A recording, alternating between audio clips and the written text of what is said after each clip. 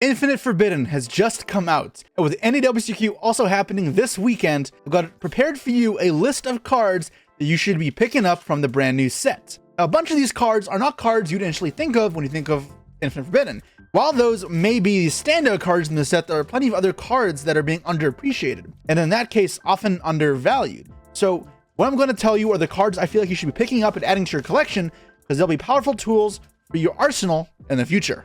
Before I begin, if you enjoy these type of videos where I go over the best cards in the new sets, cards you may have missed, and how to use all these more niche cards, then please consider liking, subscribing, leaving a comment down below on your opinions, as well as if I missed any cards you feel like are super valuable, because I know there's some that maybe I didn't feel the strongest about, but you may have.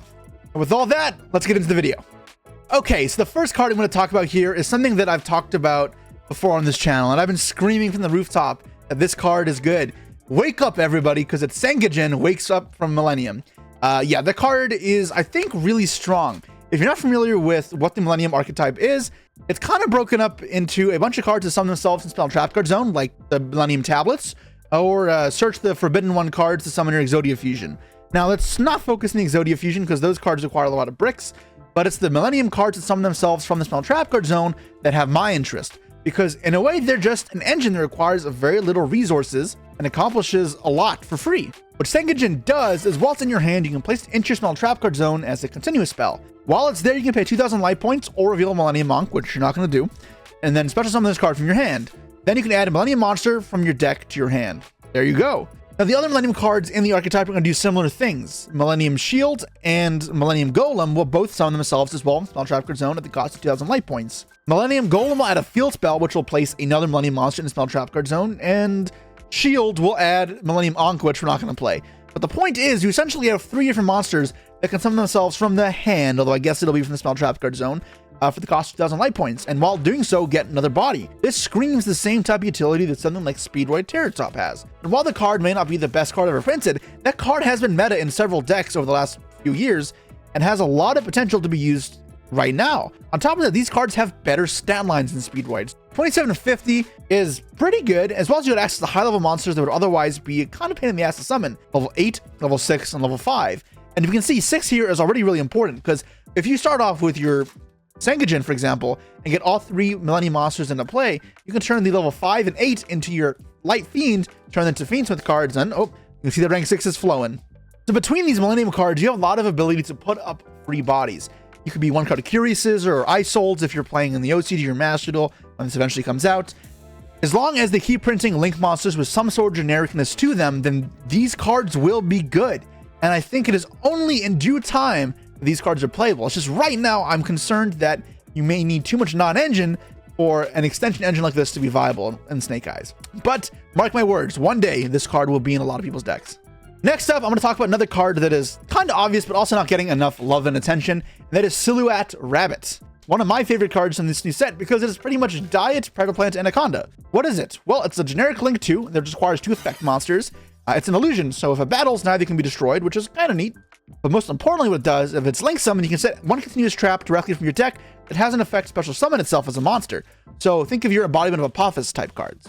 After that, you can't use it as Link material this turn, which, sure, kind of shuts you off the same way Predaplant would, but you can summon afterwards just not using it. It also has the effect that if a card is special summoned from the Spell Trap Card Zone to the main monster zone, you can target one Spell Trap card your opponent controls and destroy it. So let's break this down. Pretty much what this means is now we have a great way of converting 2 generic leftover monsters into a negate.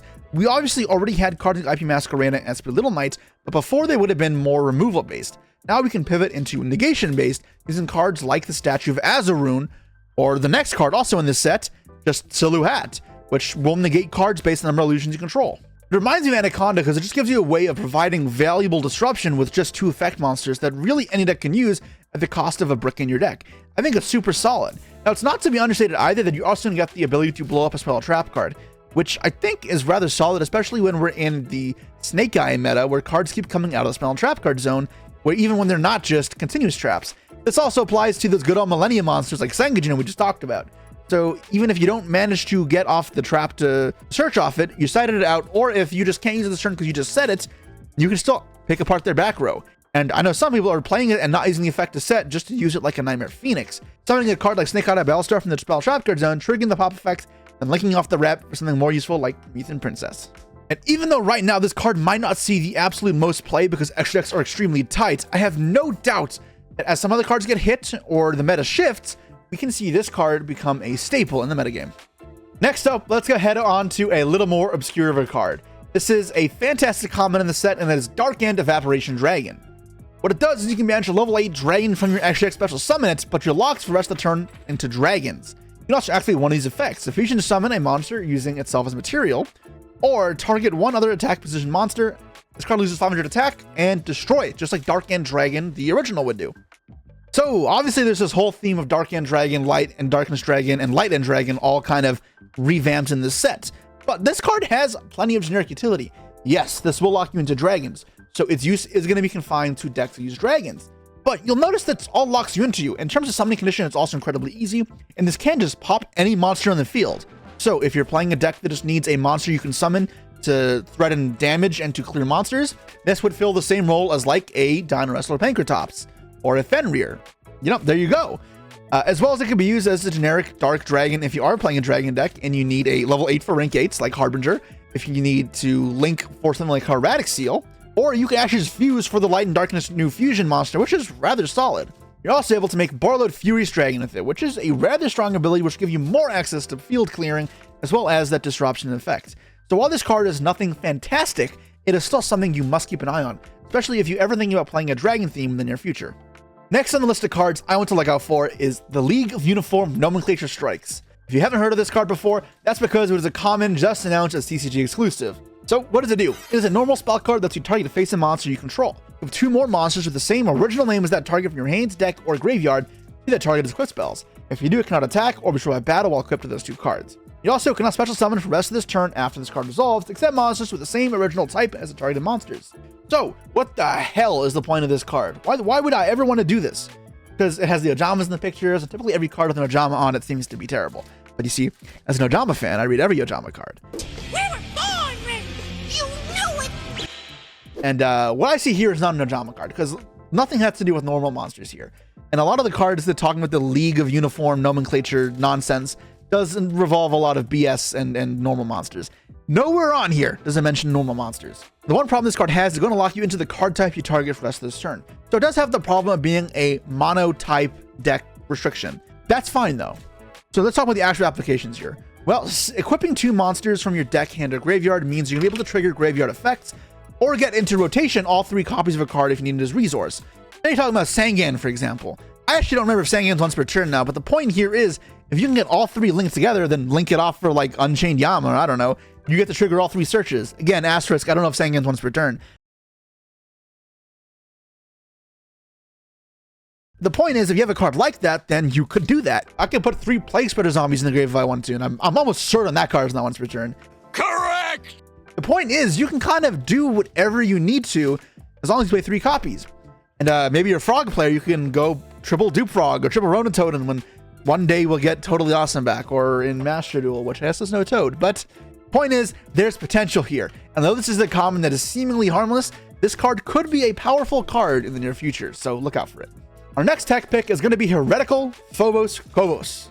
It is a brand new Xyz monster, and I believe the only Illusion XYZ monster that requires 2 level 4s. You can target any effect monster when it controls and negate its effects. Then, if it had battled this turn, you can take control of it until the end phase. It also becomes a quick effect if you have an illusion monster as material, but also it has the classic illusion effect where if a monster battles, neither can be destroyed by that battle. So why is this card good? Well, you have the obvious thing here of being an okay-ish removal, being able to negate a monster's effects to bait out interrupts, but we have better rank 4s for doing that job. Where this card really shines is the fact that it can be destroyed by battle, meaning you can really easily at the cost of your battle phase turn on the bonus effect to steal a monster. That's where something gets a lot stronger because you can now link with it or exceed with it, whatever really the meta requires. And it obviously gets even better when you equip it with an illusion, so you get that full range of versatility and an interrupt or a way to push through the field. Another thing that may not be as obvious, but really should be, is that while this card provides those utilities, it also sets up Zeus relatively simply. And it could be even better, where if you're able to break their field by attacking and stealing a monster, then use that monster to develop your own interrupt there. This card can sit there with 1 material, which, One material plus the XYZ turns into a classic 2 material Zeus. It's a great way of developing monsters into several negates after trying to crack their field in main phase 2, because in a lot of cases, decks have so much follow-up that making a smallish field after battling and clearing up what they had isn't going to be enough to deal with the follow-up they've established. So, this card's only super rare, make sure to grab it before they become scarce. Next on the list, we've got 2 White Forest Synchros. These are not special because of their synergy with White Forest cards, although they do have some. It's because they're rather strong by themselves in almost any deck. First up, we got Wolf Tamer of the White Forest, which is a level 6, a synchro, and a tuner monster like Coral Dragon. Like Coral Dragon, it'll serve the purpose of breaking your opponent's field, because when it's special summoned, you change all your face-up monsters your opponent controls to face down. It also has this random effect to give attack points into piercing, but that's not important. Biggest thing here is you do get to book the entire field, while then being able to afterwards synchro up into bigger and better monsters. The monster you may want to summon is the next one. That is Diabell, Queen of the White Forest. This one is now a generic level 8 synchro, not a tuner however. When it's synchro summoned using a tuner synchro monster, which very easy to do, we just went over that, you can target one spell trap in your grave, add it to your hand. That is not restricted to anything Whitewoods. You can just do that with whatever the hell you want and whatever FDK you establish. This is a very powerful effect because very few cards are so flexible. And it doesn't require a normal spell or a field spell, continuous spell, or a continuous trap or a counter trap. It's anything. But it doesn't end there, because when your opponent activates a card effect, you can send a spell trap from your hand or field to the graveyard to summon any level 7 or lower tuner synchro from your extra deck, grave, or banishment. So if we go back and summon our wolf, we can now book our opponent's entire field face down. Or we can summon out Formula Synchron and Synchro into a level 10. And though Baron is gone, we still can make Chen Ying, I guess. So while these cards may be looked at in this capacity of just a Whitewoods deck, it's important to remember that some of these cards have a lot of potential outside of their own archetype. So we have to be on the lookout for the next synchro deck and how well it'll be able to utilize these White Forest cards.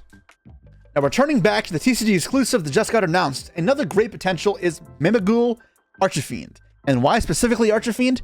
Well, in truth, it could be any of them, but I don't want to focus on the Mimighoul archetype here. They have a flip effect, which is kind of whatever. The biggest thing here is that the 3 flip effects all say during your main phase, you special summon this to your hand or your opponent's field in face down defense mode, and they have no restrictions. So why is this a problem? Well, that's because until kind of recently, giving your opponent monsters has been incredibly hard and costly. It means setting up random combos that require your opponent to control a monster are otherwise incredibly inefficient. So now that we have ways to do that that are actually have an upside for us, it's very powerful. It's something we wouldn't have had in the past, having only cards like Silent Wobby or Grind a Golem. So now a lot more gimmicks can start to emerge that otherwise would have had zero chance of being playable. So I'm curious to see if this type of ability does mean something in the future, or it can be a way to turn off decks that require either an empty main monster zone like Sky Striker, or if it'll ever be used as a way of stopping certain hand traps that require your opponent to control no cards. Like say I'm playing a combo deck and my opponent has like Imperms and Gammas in their deck, I can go special summon this to my opponent's field and now those are turned off. I'm interested to see if this card sees any sort of play without the context of a Mimighoul deck. And with that same train of thought, we've also got Dippy Fiend, which says you can discard a card, declare an attribute, accept water, and special this card from your hand to either field. See where I'm going. Then this card becomes that attribute until the end of the turn.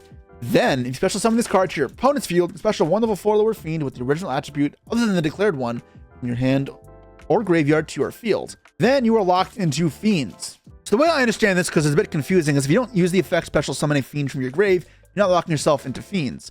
So at first, that means a couple things. One, you can play this as a light fiend special summon itself for free in any deck to access fiends with cards.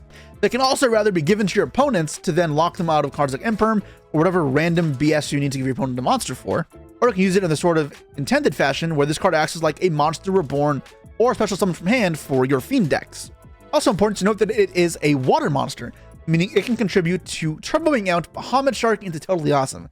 And given that it can do any sort of those abilities, means you have a lot of flexibility and utility, which is great in the card. That being said, it's not excellent in any one of these ways. It does a bunch of cool effects, okay, and there will be a world where some of that utility is valuable. It's just that technically it is worse Monster Reborn, it is like a double summon, and it is worse than Mimighoul is giving yourself to your opponent. It's important to remember it is slightly worse than what everything it does, however it does do a lot. It's just important to keep an eye on that because with all the different potentials, if a deck is looking for utility, being able to do several different things, this card could fit that niche extremely well. All right, so now we got the last two cards to talk about. These ones are both OCG exclusives that we weren't sure we were going to get, but I feel like have a decent bit of potential. They're both super rares in the set, and they are Spell Card Monster Born and Spell Card Soul Exchange, both revamped versions of classic Dual Monsters cards. Monster Reborn is probably my favorite. It's a quick play spell that targets a monster in either graveyard. You can summon it to your field, but for the rest of the turn, it cannot attack, and neither player can activate its effects. You only use one per turn. Not super complex, and the big thing here is this gives you more utility than Monster Reborn would. Now, so you will be losing out on using the monster's ability, and you will also not be able to attack with it, which does matter with Monster Reborn. And to say otherwise would be incorrect. But this card does have extra value in the fact of quick play. What this means is the way of dodging banished effects like Bestials or Diddy Crows onto your own cards, but can also be used defensively as the way you would a Medora or a Keldo or a Call by the Grave to shut off one of your opponent's cards when they would have targeted it with the Reborn effect, or they tried reviving it, stealing the monster from them. It means that you can put this card going first in a deck and not feel like you are wasting spots on subpar gas. It's also good in grind games being able to revive graveyard effects like reviving a Flamebird's Dragon. Get that link away and get 2 more bodies back, and voila, we are back in the duel. So while this card may not be the best card ever printed, it has a lot of value and utility that I feel like will be explored in several decks in the future. Spell card Soul Exchange, on the other hand, is a different beast. I feel like it is a lot better at what it does, however what it does is a lot more restrictive. It is a normal spell card that says, immediately after this effect resolves, tribute summon one monster, and you contribute your opponent's monsters as if you control them, but it cannot be distributed this turn. And then if this card is sent to the field to the graveyard, so pretty much after it resolves, your opponent can apply this card's preceding effect. So what this means is you get to use the effect of Soul Exchange, but for as many monsters as you want, and not targeting, but then your opponent gets to do the same. The thing is though, if you are playing a Tribute Summon deck and you do this to your opponents, the chances of them having a Tribute Summon are unlikely. Most Tribute Summons aren't in any deck, barring maybe a few bricks and then hand traps like Bestials, Nibiru, Phantasme. For the most part, these can be used as a sort of Monarch Storm 4th. It's just not a quick play. This card is very strong, and I could see a deck like Fluanderies dropping this down, and now they can lead M-Pen instead of having to worry about fighting through the field and negates with their small little birdies. I think any deck that can have Tribute Summons will probably use this card, at least as a side deck tool, to remove bodies, especially as Spell and Trap negates start to be phased out of Yu-Gi-Oh! Okay, so those are all the cards that I feel like are being underappreciated in the current Infinite Forbidden set. If you haven't already, you should go check out those cards and grab them because they are very cheap and could be good in the near future. If you want to see more content like this, you guys know what to do. Like, subscribe, leave a comment down below, and I'll see you guys all next time. Peace.